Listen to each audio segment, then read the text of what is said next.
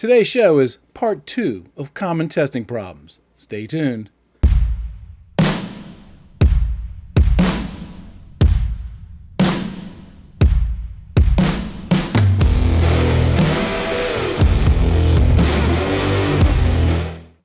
Welcome to the show where we tackle the tough questions that are going to be submitted by installers, project managers, estimators, IT personnel, and even customers.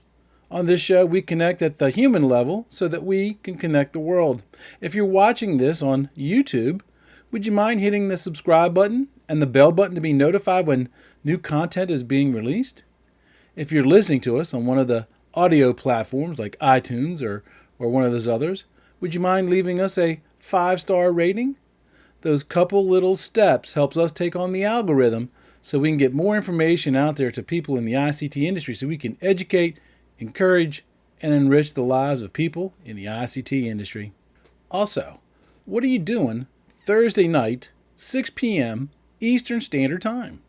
We have a multi-stream broadcast where we answer your questions live on YouTube, LinkedIn Live, TikTok, and a bunch of other platforms.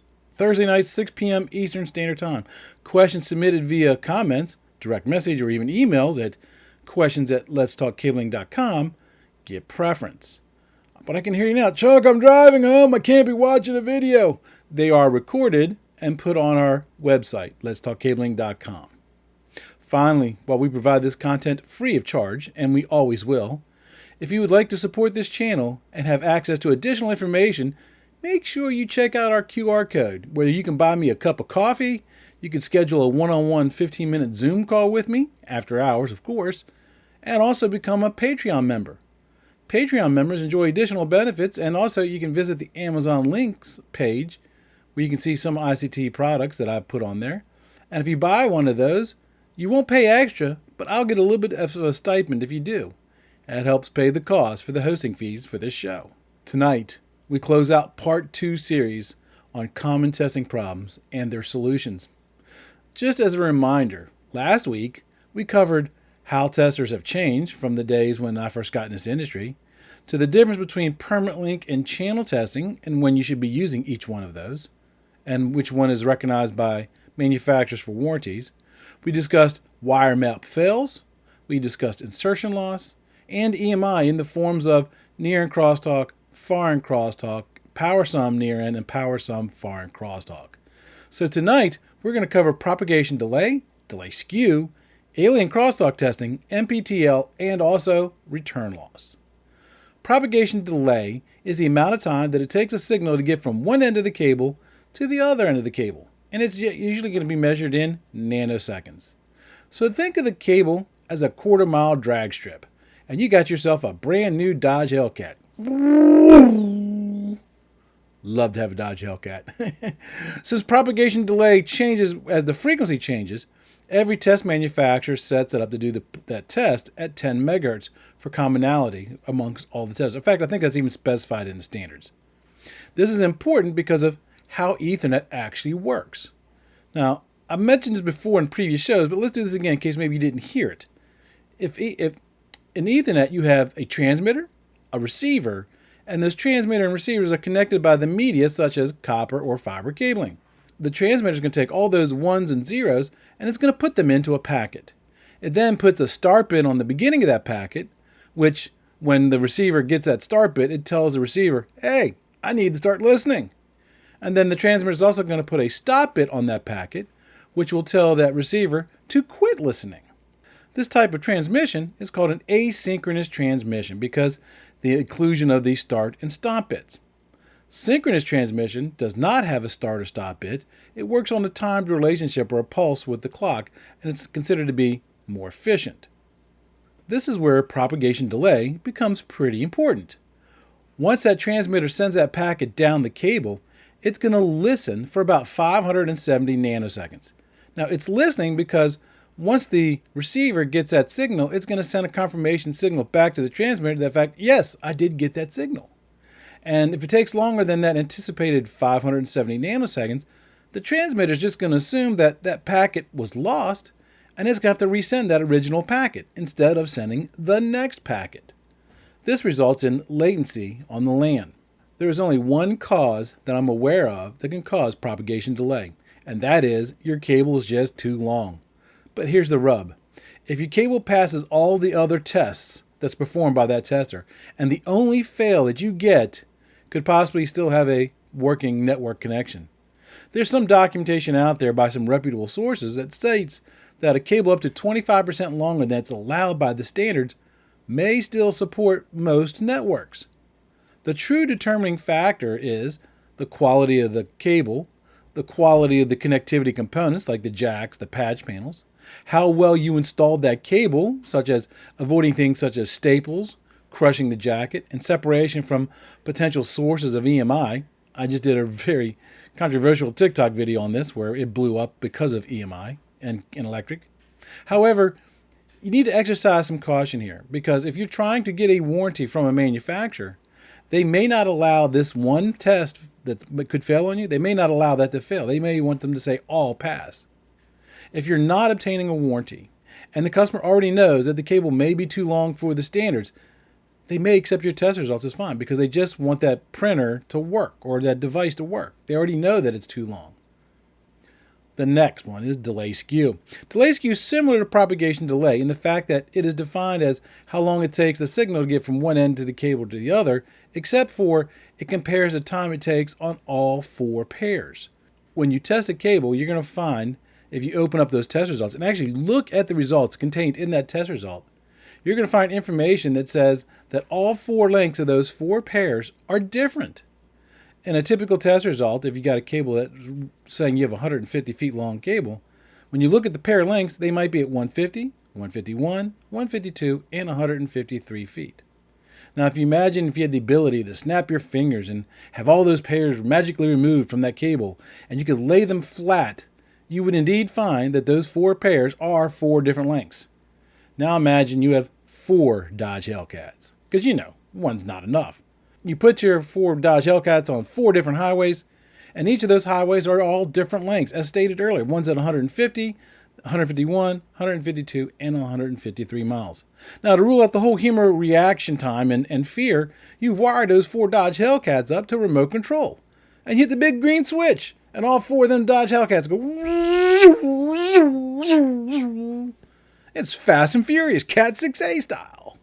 Well, those cars are all from the factory, and they're equally matched. And we already removed the human element. Do those 4 cars get to the end of their highways at the same time if they are all 4 different lengths? No. That is delay skew. But instead of it being a Dodge Hellcat, it's going to be an Electron. Instead of being miles per hour, it's going to be nanoseconds.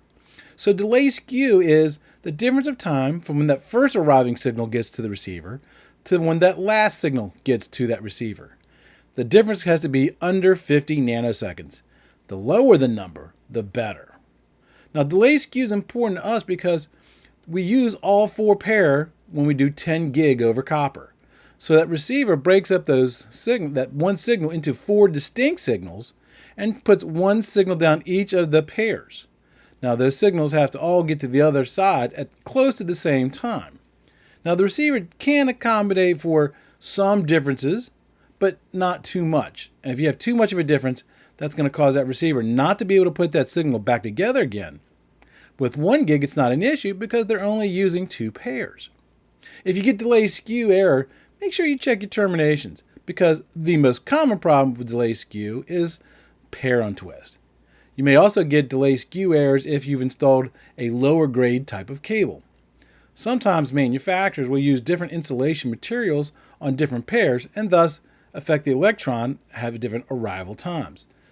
Always use good quality cable. It's worth it in the long run. Because remember, the signal, the electron, travels down the outside of the copper conductor right underneath the dielectric. So the type of material that they choose will affect the performance or how fast that electron goes. The next test we're going to cover is return loss. In order to discuss this, we need to talk about characteristic impedance. According to a test manufacturer's website, characteristic impedance is defined as the impedance a cable would have if the cable were infinitely long. Proper network operation depends on the constant characteristic impedance between the cable and the connectors throughout that system. Abrupt changes in the characteristic impedance, which by the way is called anomalies, causes signal reflections that can cause network faults. That's characteristic impedance. So the characteristic impedance for 4-pair UTP cable is 100 ohms, plus or minus 5%. So let's say we have a cable and the characteristic impedance is 99.5 ohms. Now the connectivity products like the jacks and the patch panels are also rated to 100 ohms, plus or minus 5%. So let's say that our jacks are at 100.5 ohms of characteristic impedance. So for argument's sake, those pretty much match each other, right? But there is a slight difference between those two values. The closer those two numbers are to each other, the more signal passes through the connection point. But some does get reflected back. What gets reflected back is unwanted, so the less amount is better. The wider the gap between those two numbers, because remember it can be plus or minus 5%, the wider the gap, more signal gets reflected back. Now manufacturers try very hard to get their cables and their connectors to match characteristic impedance. You might hear the term matched systems. That's what they mean. Return loss is the measurement of how much of that signal is reflected back towards the transmitter. And as I said earlier, the smaller the number, the better performing cable it is. The last two tests I want to talk about are alien crosstalk testing and NPTL testing.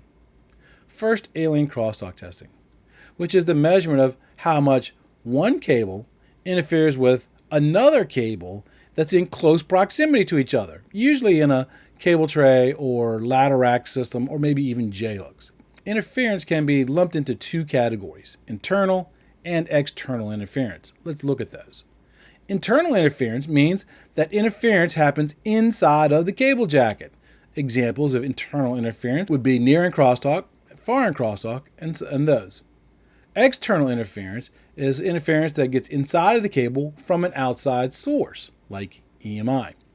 With alien crosstalk testing, first you have to identify what's called a disturbed or a victim cable. This cable should be in the center of one of the clusters on the patch panel. It should also be one of the longest runs on the floor. You're going to need a tester that's going to be capable of performing alien crosstalk testings to perform these tests. So make sure that your tester has that ability. First, you'll attach the first tester to the disturbed cable or the victim cable at the patch port. Then you're going to give these little plugs to your apprentice and have them plug into the other side of that cable and the 6 cables that surround that one cable. You'll take the other tester and then you'll put it in the tester and test the disturber cables that surround that victim cable. The tester will then test how much each of the 4 pairs in each of those disturber cables affects the 4 pairs inside of each of the disturbed or victim cables. So it's doing 16 measurements per cable times 6 cables. Simply, you're basically just measuring how those 6 cables that surround that one cable, how it interferes the one in the middle. It doesn't test the one in the middle. It's really just listening. It's measuring that interference. I don't remember if this test is required by the standards off the top of my head, but it came about because of Category 6A cable. Cat 6A cable performs at 500 megahertz. And this was so bad that when it first came out, it was realized that if you had 2 cables laying next to each other, they would interfere with each other, and that was called alien crosstalk. So we were initially told to randomize those cables in the cable tray and not to lay any 2 cables adjacent to each other for any long distances because of alien crosstalk. Manufacturers have since solved the alien crosstalk issues, and many of them will allow you to cable comb the cable and still get Cat 6A performance. Now, cable combing is an art form. It's a way of dressing the cable in the closet so that all the cables look like a waterfall. You might even hear it called the waterfall effect. If done correctly, you should be able to put your finger on any one of the exterior cables on the bundle and trace it all the way down the entire route. If you want to see what I mean, look up Sean Rep on Instagram or TikTok. Also, Low Voltage Nation also puts out pictures as well from its members who have beautifully dressed some cables. If you want me to see your work and you're on one of those social media platforms, make sure that you tag me on it and I will comment on your work. Finally, NPTL testing, Modular Plug Terminated Link. That's an acronym that came about just a few years ago. We used to call this direct connection. So if you have a building automation device where it's unsafe or it's not feasible to put a normal connector on the faceplate, then you can crimp a modular plug connector on the end of that cable and plug it directly into the device. Now, there's a couple different kinds of connectors, so make sure you choose the correct one. There's stranded, solid, and stranded and solid conductors. And there's also pass-throughs. Now, this is not for your voice or your data cabling, but it is for your access control devices, your industrial sensors, your IP cameras, and your wireless access points. You know, building automation devices, not your voice and data cabling. The way most people will test this is to put the channel heads and grab a patch cord. Then install the patch cord on the closet side, plugging it into the patch panel and the other one into the main unit of the tester. And then take the mod end that they just crimped and plug it into the channel adapter on the other side of that cable. This is the wrong way to test that cable. Let me know in the comment section if you learned that in today's show. The correct method for testing an MPTL is to grab a PermanentLink adapter on one side, the side that's going to plug into the patch panel, and then put a patch cord adapter on the other tester, and then you're going to take that to the end, and you're going to take that mod end connector, and you're going to plug it right into the patch cord adapter. By the way, the patch cord adapter has to match the performance rating of the cable. So if you have a Cat 6A cable going to a wireless access point, you're going to need a Cat 6A patch cord adapter. If you are testing an industrial sensor with Cat 5e cable, you will need a Cat 5e patch cord adapter. Now, patch cord adapters are indeed different from channel adapters. Patch cord adapters, their measurement starts at the very beginning of the mod end connector. A channel adapter, its measurement starts on the other side of the mod end connector. So with a channel adapter, the thing that you most likely messed up, crimping on that mod end connector, is not even measured. By the way, many manufacturers have come up with some pretty innovative ways for MPTL connectors that yield better performance and are less likely to be installed incorrectly in the field. Make sure you look them up because there's some pretty ingenious systems out there. Again, if you're contractually obligated to test per the standards, or if you're seeking a manufacturer warranty, again, the correct way is to put a PermanentLink adapter on one side and a patch cord adapter on the other side. I hope that you learned something from today's show in this two-part series, or the first series. Also, don't forget that if you have any questions, you can always submit them to me, as I mentioned at the beginning of this show, for our After Hours live show to be answered on Thursday nights at 6 p.m. Or you can click on the QR code where you'll see any of my social media links and even schedule a one-on-one 15-minute call with me after hours. You can even send me an email through that link or through that QR code. I'm really excited about next week's show. I have Christopher Hobbs, RCDD from Bixie, coming back on the show. He was on the show before. We're going to discuss the 8th edition ITSA manual. We're going to discuss how you can participate in the creation of any Bixie manual, how the new manuals have been affected and changed their face-to-face classes. It should be a really good show. Remember, that's next Monday. So until next time, remember, knowledge is power. That's it for this episode of today's podcast. We hope you were able to learn something. Make sure to subscribe so you don't miss out on future content. Also, leave a rating so we can help even more people learn about telecommunications. Until next time, be safe.